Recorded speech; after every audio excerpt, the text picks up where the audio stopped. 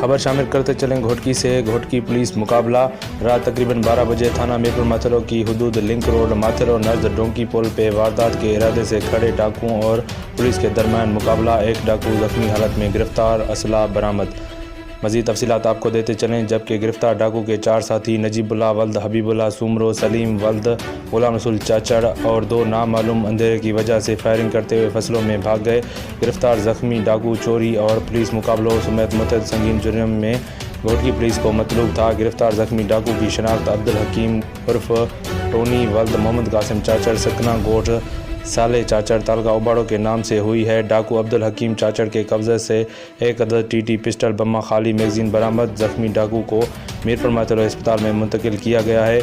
SSP Ghotki जनाब उमर तुफैल की जानिब से अच्छी और कामयाब कार्रवाई पे एसएचओ थाना मीरपुर माथेरो सब इंस्पेक्टर अब्दुल वहीद भुट्टो और उसकी सारी टीम को शाबाशी के साथ सारी सर्टिफिकेट देने का ऐलान।